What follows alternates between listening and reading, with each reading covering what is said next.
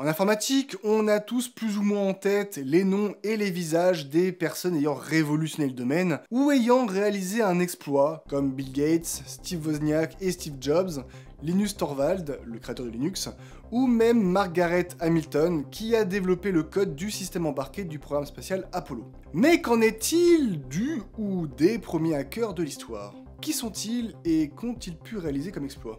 Bonjour à tous, c'est Deru et bienvenue pour une nouvelle vidéo. Aujourd'hui, nous allons voir qui pourrait être le ou les premiers hackers, plus ou moins dans le sens où on l'entend, parce que ce qu'on peut définir comme du hacking actuellement n'est plus trop similaire à du hacking d'il y a 40 ou 50 ans. Pourquoi pas plus vieux encore? Et je pense que vous allez être un peu étonné. Ah, ça fait tellement site de top.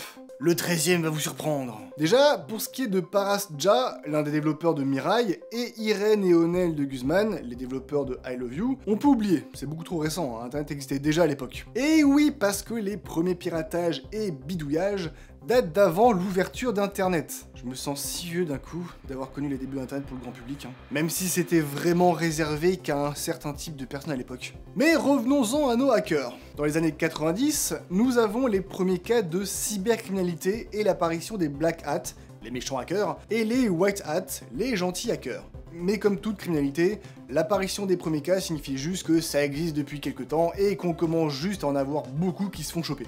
Plus le fait que c'est à partir de ces années-là que le terme cybercriminalité a été mis en place. Dans les années 90, nous avons également les premiers cas de crackers, des personnes qui modifient des logiciels ou créent des fichiers qui permettent d'utiliser ces logiciels ou des jeux sans avoir à les payer, sans utiliser de clé CD. En toute illégalité, bien entendu, hein, sinon c'est pas drôle. Attention, quand je dis c'est pas drôle, c'est du sarcasme. En aucun cas je vous incite à utiliser des logiciels craqués, qui d'ailleurs peuvent être également infectés, ou à effectuer une quelconque action illégale.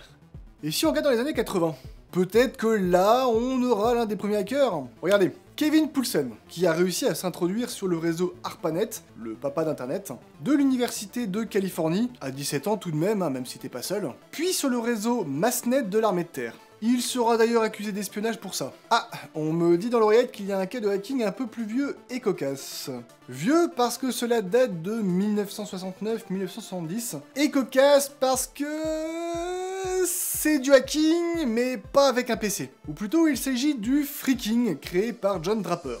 On va essayer de s'attarder un petit peu plus sur ce cas parce que je le trouve à la fois ingénieux et à la fois amusant. Dans les années 60, le réseau téléphonique, on était très loin d'Internet à ce moment-là, était contrôlé par des tonalités, des sons, ce que je trouve très malin, tellement que j'ai réellement du mal à percuter que différentes hauteurs de son, plus ou moins graves ou plus ou moins aiguës, arrivaient à contrôler les réseaux téléphoniques. Il se trouve que notre bon John Draper a eu dans un paquet de céréales un sifflet, mais pas n'importe quel sifflet, Harry, puisque le son produit par ce sifflet était très proche de la tonalité qui permet de libérer une ligne téléphonique. Il a donc légèrement modifié le sifflet pour obtenir l'exacte tonalité de libération de ligne, et il ne lui restait plus qu'à siffler dans le combiné pour ensuite prendre le contrôle de la ligne. Ce qu'il faut comprendre, c'est que par ce moyen, il pouvait passer des appels gratuitement. Les compagnies de téléphone le détestent, découvrez l'astucieuse méthode de Captain Crunch pour ne plus payer vos appels. Oui, il a trouvé son sifflet dans une boîte de céréales, il s'est réellement fait surnommer Captain Crunch.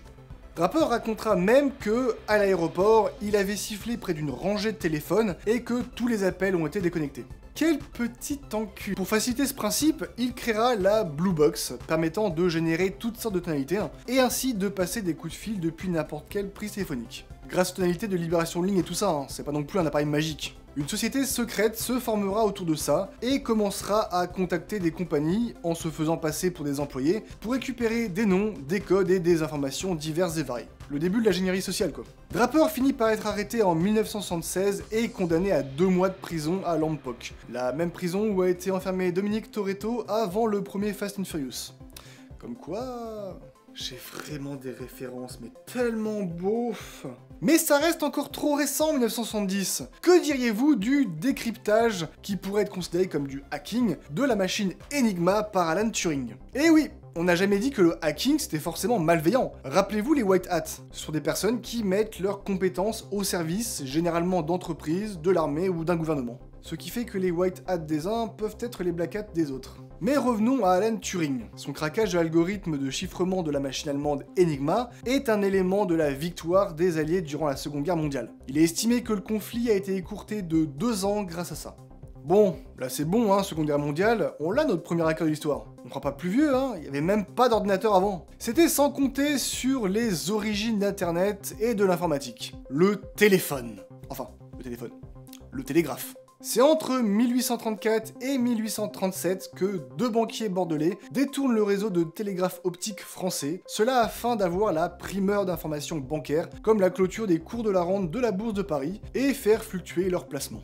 C'est difficile de savoir s'il a existé des actes que l'on peut qualifier de hacking avant cela, bien qu'on commence à se rapprocher d'actes de sabotage et d'espionnage, mais il n'est pas impossible que des écoutes aient pu être mises en place sur les lignes de télégraphe avant 1930, même si pour beaucoup, Turing est le premier vrai hacker de l'histoire. Par contre, le premier craqueur de code est Champollion avec les hiéroglyphes. J'espère que cette vidéo vous a plu, si c'est le cas n'hésitez pas à la partager, à mettre un pouce en l'air, à vous abonner si ce n'est pas déjà fait, laisser un commentaire et à me rejoindre sur les réseaux sociaux. Sur ce, je vous souhaite une bonne nuit, bonne soirée, bonne journée, et surtout n'oubliez pas, la sécurité est l'affaire de tous. Ciao. Nos prières ont été écoutées. Insérer blague sur Apple ici. Sur Apple ici. Bon, c'est bon, ça va, on a compris. Bonjour à tous, c'est Deru. Aïe, je me suis fait mal. Bonjour à tous. Putain, mais je me prends mon coude, qu'est-ce qui se passe? Encore bourré de la veille.